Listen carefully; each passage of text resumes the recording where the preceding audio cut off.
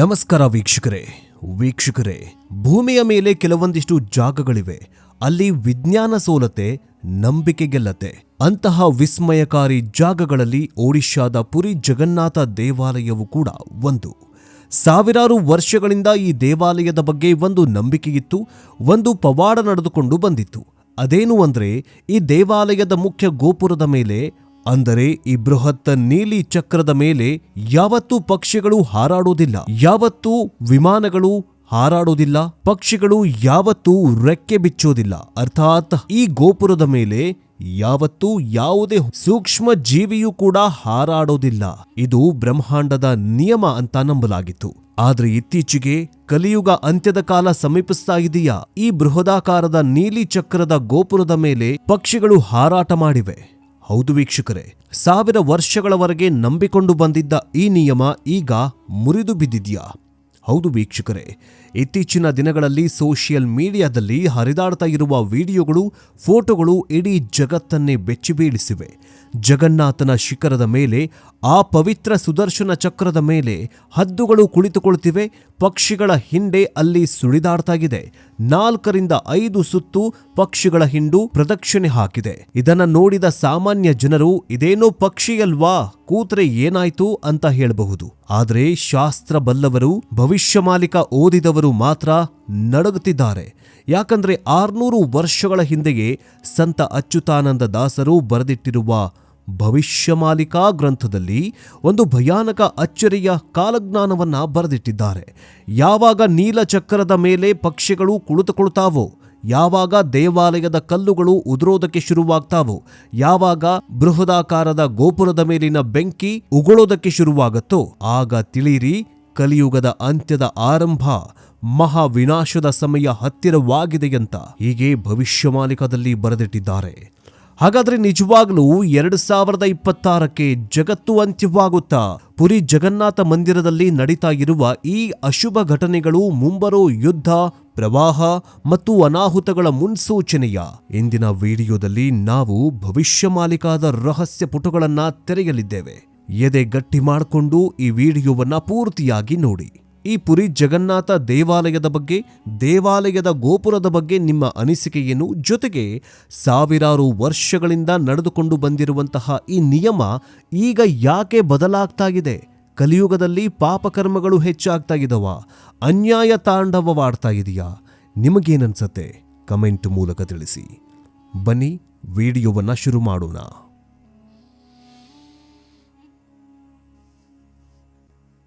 ಪುರಿ ಜಗನ್ನಾಥ ಮಂದಿರದ ಶಕ್ತಿ ಎಂತಹದು ಅನ್ನೋದನ್ನ ನಾವು ಅರ್ಥ ಮಾಡ್ಕೊಳ್ಬೇಕು.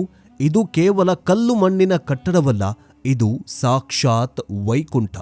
ನಿಮಗೆ ಗೊತ್ತಿರಲಿ, ಈ ಮಂದಿರದ ಶಿಖರದ ನೆರಳು ಹಗಲಿನಲ್ಲಿ ಯಾವತ್ತೂ ನೆಲದ ಮೇಲೆ ಬೀಳುವುದಿಲ್ಲ. ಇದು ಎಂದಿಗೂ ಬಿಡಿಸಲಾಗದ ಒಗಟು. ಸಮುದ್ರದ ದಡದಲ್ಲೇ ಮಂದಿರವಿದ್ರೂ ಮಂದಿರದ ದ್ವಾರ ದಾಟಿ ಒಳಗೆ ಹೋದ ತಕ್ಷಣ ಸಮುದ್ರದ ಅಲೆಗಳ ಶಬ್ದ ಸಂಪೂರ್ಣವಾಗಿ ಸ್ತಬ್ಧವಾಗಿ ಹೋಗ್ಬಿಡತ್ತೆ. ಇದು ಹೇಗ್ ಸಾಧ್ಯ? ವಿಜ್ಞಾನಿಗಳು ಇದಕ್ಕೆ ಅಕೌಸ್ಟಿಕ್ ಇಂಜಿನಿಯರಿಂಗ್ ಅಂತಾರೆ. ಭಕ್ತರು ಇದನ್ನ ಜಗನ್ನಾಥನ ಮಹಿಮೆ ಅಂತಾರೆ. ಅದರಲ್ಲೂ ಮುಖ್ಯವಾಗಿ ಆ ನೀಲಚಕ್ರ, ಅಷ್ಟಧಾತುಗಳಿಂದ ಮಾಡಲ್ಪಟ್ಟ ಆ ಚಕ್ರಕ್ಕೆ ವಿಚಿತ್ರವಾದ ಕಾಂತೀಯ ಶಕ್ತಿ, ಅರ್ಥಾತ್ ಮ್ಯಾಗ್ನೆಟಿಕ್ ಪವರ್ ಇದೆ ಅಂತ ಹೇಳಲಾಗತ್ತೆ. ಇದೇ ಕಾರಣಕ್ಕೆ ಇದ್ರ ಮೇಲೆ ಪಕ್ಷಿಗಳು ಹಾರಾಡೋದಿಲ್ಲ ಅಂತ ವಿಜ್ಞಾನಿಗಳು ಊಹೆ ಮಾಡ್ತಾರೆ. ಆದರೆ ಇಷ್ಟು ಶತಮಾನಗಳ ಕಾಲ ಹಾರಾಡದ ಪಕ್ಷಿಗಳು ಈಗ ಏಕಾಏಕಿ ಯಾಕೆ ಬರ್ತಾ ಇದ್ದಾವೆ? ಆ ಕಾಂತೀಯ ಶಕ್ತಿ ಬದಲಾಗಿದೆಯಾ? ಅಥವಾ ಜಗತ್ತಿನ ಕಾಂತೀಯ ಧ್ರುವಗಳೇ ಬದಲಾಗುವ ಸೂಚನೆ ಏನಾದರೂ ಇದೆಯಾ? ನಾವು ಸಂಶೋಧನೆ ಮಾಡಿದಾಗ ಸಿಕ್ಕ ಮಾಹಿತಿ ಆಘಾತಕಾರಿಯಾಗಿದೆ. ಭವಿಷ್ಯಮಾಲಿಕದಲ್ಲಿ ಸ್ಪಷ್ಟವಾಗಿ ಬರೆದಿಡಲಾಗಿದೆ, ಜಗನ್ನಾಥನ ಧ್ವಜ ಯಾವಾಗ ಗಾಳಿಗೆ ವಿರುದ್ಧವಾಗಿ ಹಾರಾಡೋದನ್ನ ನಿಲ್ಲಿಸತ್ತೋ, ಯಾವಾಗ ಧ್ವಜದಲ್ಲಿ ಗಂಟುಗಳು ಬೀಳೋದಕ್ಕೆ ಶುರುವಾಗತ್ತೋ ಮತ್ತು ಯಾವಾಗ ರಣಹದ್ದುಗಳು ಚಕ್ರದ ಮೇಲೆ ಕುಳಿತು ಮಾಂಸ ತಿನ್ನತ್ವೋ, ಆ ದಿನ ಕಲಿಯುಗ ಅಂತಿಮ ಅಧ್ಯಾಯ ಶುರುವಾಗುತ್ತದೆ ಅಂತ ಕಾಲಜ್ಞಾನ ಭವಿಷ್ಯವಾಣಿಯಲ್ಲಿ ಬರೆದಿಡಲಾಗಿದೆ. ದುರಾದೃಷ್ಟಕರವಶಾತ್ ಕಳೆದ ಕೆಲವು ತಿಂಗಳುಗಳಲ್ಲಿ ಇವೆಲ್ಲವೂ ಕೂಡ ಕಣ್ಣ ಮುಂದೆ ನಡೆದು ಬಿಟ್ಟಿದೆ. ಭಾರೀ ಬಿರುಗಾಳಿಗೆ ಧ್ವಜ ಹರಿದು ಹೋಗಿದೆ. ಪವಿತ್ರ ಧ್ವಜಕ್ಕೆ ಬೆಂಕಿ ತಗುಲಿದ ಘಟನೆಯೂ ಕೂಡ ನಡೆದಿದೆ. ಮತ್ತು ಈಗ ಚಕ್ರದ ಮೇಲೆ ಪಕ್ಷಿಗಳ ದಂಡೆ ಕಾಣಿಸ್ಕೊಳ್ತಾಗಿದೆ. ಇದು ಕಾಕತಾಳೀಯವಂತೂ ಅಲ್ವೆಯಲ್ಲ. ಅಷ್ಟಕ್ಕೂ ಏನಿದು ಭವಿಷ್ಯಮಾಲಿಕ ಅಂತೀರಾ? ನಾಸ್ಟ್ರಾಡಾಮಸ್ ಬಗ್ಗೆ ಇಡೀ ಜಗತ್ತು ಮಾತನಾಡತ್ತೆ. ಆದರೆ ಅವರಿಗಿಂತ ನೂರಾರು ವರ್ಷಗಳ ಹಿಂದೆಯೇ ಒಡಿಶಾದಲ್ಲಿ 5 ಪಂಚಸಖರು ಮಹಾನ್ ಸಂತರಿದ್ರು. ಅವರನ್ನ ಪಂಚಸಖರು ಅಂತ ಕರೀತಾಗಿದ್ದರು. ಅದರಲ್ಲಿ ಪ್ರಮುಖವಾದ ಸಂತರು ಅಚ್ಯುತಾನಂದ ದಾಸರು. ಅವರು ಬರೆದಿರುವ ತಾಳೆಗರಿ ಗ್ರಂಥವೇ ಭವಿಷ್ಯಮಾಲಿಕ. ಇವರು ಬರೆದಿದ್ದು ಯಾವತ್ತೂ ಕೂಡ ಸುಳ್ಳಾಗಿಲ್ಲ. ಭಾರತಕ್ಕೆ ಬ್ರಿಟಿಷರು ಬರ್ತಾರೆ ಅಂತ 400 ವರ್ಷಗಳ ಹಿಂದೆಯೇ ಬರೆದಿಟ್ಟಿದ್ರು. ಆ ಭವಿಷ್ಯವಾಣಿ ನಿಜವಾಗತ್ತೆ. ದೇಶ ಇಬ್ಬಾಗವಾಗತ್ತೆ ಅಂತ ಬರೆದಿದ್ರು. ಭಾರತ ಪಾಕಿಸ್ತಾನ ಇಬ್ಬಾಗವಾಯಿತು. ಇಂದಿರಾ ಗಾಂಧಿಯವರ ಹತ್ಯೆಯ ಬಗ್ಗೆಯೂ ಕೂಡ ಪರೋಕ್ಷವಾಗಿ ಉಲ್ಲೇಖ ಮಾಡಿದ್ರು. ಹಸಿರು ಸೀರೆಯನ್ನುಟ್ಟಂತಹ ಮಹಿಳೆಯ ಗಬ್ಬರ್ಬರ ಹತ್ಯೆಯಾಗತ್ತೆ ಅಂತ ಭವಿಷ್ಯಮಾಲಿಕ ಪುಸ್ತಕದಲ್ಲಿ ಬರೆದಿದ್ರು. ಆ ಭವಿಷ್ಯವಾಣಿ ನಿಜವಾಯಿತು ಇಂದಿರಾ ಗಾಂಧಿಯವರ ನಂತರ. ಈಗ ಅದೇ ಪುಸ್ತಕದಲ್ಲಿ 2024ರಿಂದ 2030 ನಡುವೆ ಯುಗ ಸಂಧ್ಯಾ ಅಥವಾ ಪ್ರಳಯ ಕಾಲ ಅಂತ ಪರಿಗಣಿಸಲಾಗಿದೆ.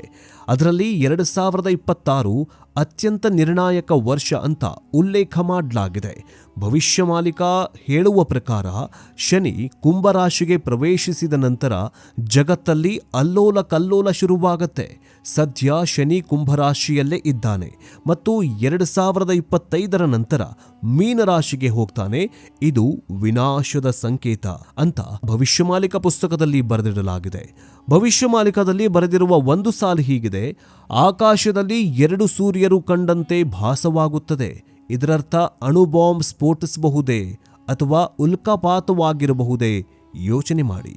ಈಗ 2026ರಲ್ಲಿ ಏನಾಗಲಿದೆ ಅನ್ನುವಂತಹ ಭವಿಷ್ಯವಾಣಿಯ ಬಗ್ಗೆ ಈ ಭವಿಷ್ಯಮಾಲಿಕ ತಾಳೆಗರಿಯ ಗ್ರಂಥದಲ್ಲಿ ಏನು ಬರೆದಿದ್ದಾರೆ ಅದನ್ನು ನೋಡ್ತಾ ಹೋಗೋದಾದ್ರೆ, ಮೊದಲ ಭವಿಷ್ಯವಾಣಿ, 3ನೇ ಮಹಾಯುದ್ಧದ ಮುನ್ಸೂಚನೆ. ಭವಿಷ್ಯಮಾಲಿಕ ಸ್ಪಷ್ಟವಾಗಿ ಹೇಳುತ್ತೆ, ಚೀನಾ ದೇಶವು ಭಾರತದ ಮೇಲೆ ಆಕ್ರಮಣ ಮಾಡೋದಕ್ಕೆ ಸಂಚು ಮಾಡುತ್ತೆ. 13 ಮುಸ್ಲಿಂ ರಾಷ್ಟ್ರಗಳು ಒಂದಾಗಿ ಭಾರತದ ವಿರುದ್ಧ ನಿಲ್ಲುತ್ತವೆ. ಇಂದು ಜಗತ್ತಿನ ಪರಿಸ್ಥಿತಿ ನೋಡಿ. ಇಸ್ರೇಲ್ ಹಮಾಸ್ ಯುದ್ಧ, ರಷ್ಯಾ ಉಕ್ರೇನ್ ಯುದ್ಧ ಇವೆಲ್ಲವೂ ಯಾವುದೋ ದೊಡ್ಡ ಯುದ್ಧದ ತಾಲೀಮಿನಂತೆ ಕಾಣಿಸ್ತಾ ಇದೆ. 2026ರ ಹೊತ್ತಿಗೆ ಯುರೋಪ್ ಖಂಡದಲ್ಲಿ ಯುದ್ಧದ ಜ್ವಾಲೆ ಹೊತ್ತಿಕೊಳ್ಳಲಿದೆ ಮತ್ತು ಅದು ಏಷ್ಯಾ ಖಂಡಕ್ಕೆ ವ್ಯಾಪಿಸತ್ತೆ ಅಂತ ಹೇಳಲಾಗಿದೆ. ಭಾರತದ ಗಡಿಗಳಲ್ಲಿ ರಕ್ತಪಾತವಾಗುವ ಸಾಧ್ಯತೆಯನ್ನ ಭವಿಷ್ಯಮಾಲಿಕಾ ಪುಸ್ತಕದಲ್ಲಿ ಸ್ಪಷ್ಟವಾಗಿ ಉಲ್ಲೇಖ ಮಾಡಲಾಗಿದೆ. ಇನ್ನು 2ನೇ ಭವಿಷ್ಯವಾಣಿ ಏನಂತಂದ್ರೆ ಪ್ರಕೃತಿ ವಿಕೋಪ, ಜಲಪ್ರಳಯ. ಒಂದು ಭಯಾನಕ ಭವಿಷ್ಯವಾಣಿ ಏನಂದ್ರೆ ಸಮುದ್ರವು ಉಕ್ಕಿ ಹರಿಯುತ್ತದೆ. ಜಗನ್ನಾಥ ಮಂದಿರದ 22ನೇ ಮೆಟ್ಟಿಲುಗಳವರೆಗೂ ಸಮುದ್ರದ ನೀರು ಬರುತ್ತೆ. ಅಂದ್ರೆ ಒಡಿಶಾದ ಕರಾವಳಿ ತೀರ ಸಂಪೂರ್ಣವಾಗಿ ಮುಳುಗಿ ಹೋಗುವ ಸಾಧ್ಯತೆ ಇದೆ. ಇದಕ್ಕೆ ಪೂರಕವಾಗಿ ವಿಜ್ಞಾನಿಗಳು ಕೂಡ ಜಾಗತಿಕವಾಗಿ ತಾಪಮಾನ ಏರಿಕೆಯಿಂದಾಗಿ ಸಮುದ್ರ ಮಟ್ಟ ಏರ್ತಾ ಇದೆ ಅಂತ ಎಚ್ಚರಿಕೆ ನೀಡಿದ್ದಾರೆ. 2026ರಲ್ಲಿ ಭಾರೀ ಭೂಕಂಪಗಳು ಸಂಭವಿಸಿ ಸುನಾಮಿ ಅಪ್ಪಳಿಸುವ ಸಾಧ್ಯತೆ ಇದೆ ಅಂತ ಭವಿಷ್ಯಮಾಲಿಕಾ ಪುಸ್ತಕದಲ್ಲಿ ಎಚ್ಚರಿಕೆ ನೀಡಲಾಗಿದೆ. ಇನ್ನು 3ನೇ ಭವಿಷ್ಯವಾಣಿ ವಿಚಿತ್ರ ರೋಗಗಳು. ಕೊರೋನಾ ವೈರಸ್ ಕೇವಲ ಟ್ರೇಲರ್ ಮಾತ್ರವಾಗಿತ್ತು ಅಂತ ಭವಿಷ್ಯಮಾಲಿಕಾ ತಜ್ಞರು ಹೇಳ್ತಾ ಇದ್ದಾರೆ. ಗಾಳಿಯಲ್ಲಿ ವಿಷ ಬೆರೆಯುತ್ತದೆ. ಜನರು ದಾರಿಯಲ್ಲಿ ನಡೆದುಕೊಂಡು ಹೋಗುವಾಗಲೇ ಕುಸಿದು ಬೀಳುತ್ತಾರೆ. ದೇಹದಲ್ಲಿ ಗುಳ್ಳೆಗಳು ಬಂದು ಜನ ನರಳಾಡ್ತಾರೆ ಅಂತ ಭವಿಷ್ಯಮಾಲಿಕಾ ಕಾಲಜ್ಞಾನ ಪುಸ್ತಕದಲ್ಲಿ ಬರೆದಿಡಲಾಗಿದೆ. ಇದು ಮುಂದಿನ ದಿನಗಳಲ್ಲಿ ಬರಬಹುದಾದ ಯಾವುದೋ ಬಯೋವಾರ್ ಅಥವಾ ಹೊಸ ವೈರಸ್ನ ಸೂಚನೆಯಂತೆಯೇ ಭಾಸವಾಗ್ತಾಗಿದೆ. ಇನ್ನು 4ನೇ ಭವಿಷ್ಯವಾಣಿ 13 ದಿನಗಳ ಪಕ್ಷ. ಮಹಾಭಾರತದ ಯುದ್ಧ ನಡೆಯುವಾಗ ಒಂದು ಪಕ್ಷದಲ್ಲಿ ಕೇವಲ 13 ದಿನಗಳಿದ್ವು. ಅಂದರೆ ಸಾಮಾನ್ಯವಾಗಿ 15 ದಿನಗಳಿರ್ತವೆ. ಭವಿಷ್ಯವಾಣಿಕ ಏನು ಹೇಳುತ್ತೆ, ಯಾವಾಗ ಮತ್ತೆ 13 ದಿನಗಳ ಪಕ್ಷ ಬರುತ್ತದೆಯೋ ಆಗ ಭೂಮಿಯ ಮೇಲೆ ಮಹಾವಿನಾಶ ಕಟ್ಟಿಟ್ಟ ಬುತ್ತಿ. ಪಂಚಾಂಗಗಳ ಪ್ರಕಾರ ಈ ಅಪರೂಪದ ಯೋಗ ಮುಂದಿನ ದಿನಗಳಲ್ಲಿ 2026ರ ಆಸುಪಾಸಿನಲ್ಲಿ ಸಂಭವಿಸಲಿದೆಯಂತೆ. ಇನ್ನು ನಿಮಗೆ ನೆನಪಿರಲಿ, ಮುಂದಿನ ವಿಡಿಯೋದಲ್ಲಿ ನಾವು ಯೋಗಿ ಆದಿತ್ಯನಾಥ್ ಅವರ ಬಗ್ಗೆ ಮಾತನಾಡಲಿದ್ದೇವೆ. ಆದರೆ ಭವಿಷ್ಯಮಾಲಿಕದಲ್ಲಿ ಅವರ ಬಗ್ಗೆಯೂ ಕೂಡ ಉಲ್ಲೇಖ ಮಾಡಲಾಗಿದೆಯಾ ಅನ್ನುವಂತಹ ಕುತೂಹಲಕಾರಿ ವಿಷಯ ಇಲ್ಲೂ ಕೂಡ ಅಡಗಿದೆ.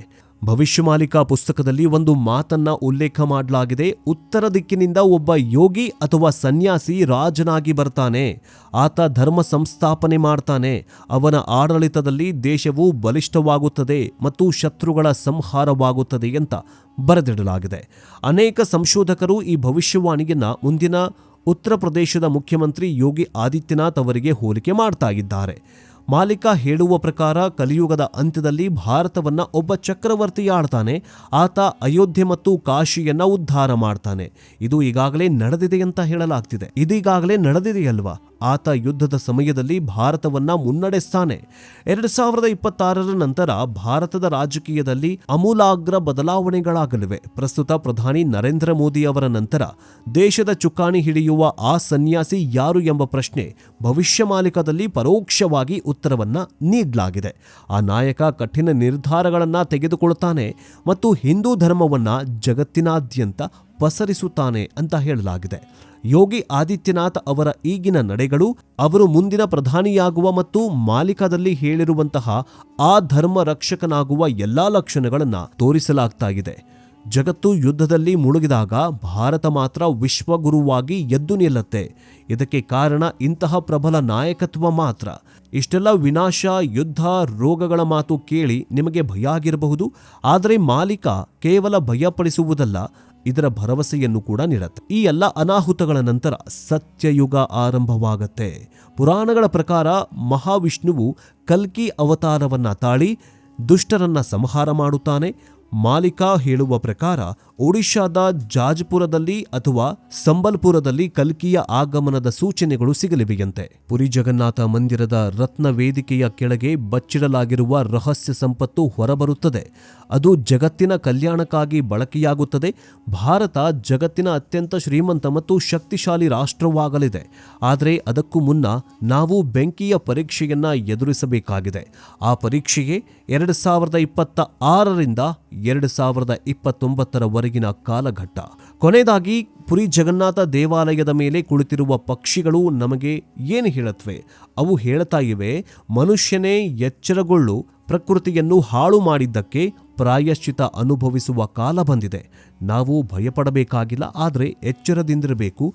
ಭವಿಷ್ಯ ಮಾಲಿಕ ಹೇಳುವುದಿಷ್ಟೇ, ನಾಮಸ್ಮರಣೆ ಮಾಡಿ ಧರ್ಮದ ದಾರಿಯಲ್ಲಿ ನಡೆಯಿರಿ, ಸತ್ಯವನ್ನ ಬಿಡಬೇಡಿ. ಯಾರು ಧರ್ಮವನ್ನ ರಕ್ಷಿಸ್ತಾರೋ ಅವರನ್ನ ಆ ಪರಮಾತ್ಮ ರಕ್ಷಣೆ ಮಾಡ್ತಾನಂತ. ಪುರಿಯ ಈ ನೀಲ ಚಕ್ರದ ಮೇಲೆ ಹದ್ದು ಕೂತಿರಬಹುದು, ಧ್ವಜ ಹರಿದಿರಬಹುದು, ಆದರೆ ಜಗನ್ನಾಥನ ಕಣ್ಣು ತೆರೆದಿದೆ. ಆತ ಜಗತ್ತಿನ ನಾಟಕವನ್ನ ನೋಡ್ತಾ ಇದ್ದಾನೆ. ಮುಂದಿನ ದಿನಗಳು ಕಠಿಣವಾಗಿರಬಹುದು, ಆದರೆ ಭಾರತ ಸುರಕ್ಷಿತ ಕೈಗಳಲ್ಲಿ ಇರಲಿದೆ. ಅದು ದೈವಿಕ ಶಕ್ತಿಯಾಗಿರಲಿ ಅಥವಾ ಯೋಗಿಯಂತಹ ರಾಜಕೀಯ ಶಕ್ತಿಯಾಗಿರಲಿ. ಆದರೆ ವೀಕ್ಷಕರೇ, ಈ ಭವಿಷ್ಯ ಮಾಲಿಕದ ಬಗ್ಗೆ ನಿಮಗೇನನ್ಸುತ್ತೆ? ನೀಲ ಚಕ್ರದ ಮೇಲಿನ ಈ ದೃಶ್ಯಗಳು ನಿಜವಾಗಲೂ ವಿನಾಶದ ಮುನ್ಸೂಚನೆಯಾಗಿದ್ದಾವ ಅಥವಾ ಇದು ಕೇವಲ ಮೂಢನಂಬಿಕೆನಾ? ಎಲ್ಲ ಪ್ರಶ್ನೆಗಳಿಗೆ ನಿಮ್ಮ ಅನಿಸಿಕೆ ಏನು ಅಂತ ಕಮೆಂಟ್ ಮಾಡಿ. ಮತ್ತಷ್ಟು ರೋಚಕ ರಹಸ್ಯಗಳೊಂದಿಗೆ ಮುಂದಿನ ವಿಡಿಯೋದಲ್ಲಿ ಮತ್ತೆ ಸಿಗೋಣ. ಅಲ್ಲಿವರೆಗೂ ಜೈ ಜಗನ್ನಾಥ, ಜೈ ಹಿಂದ್.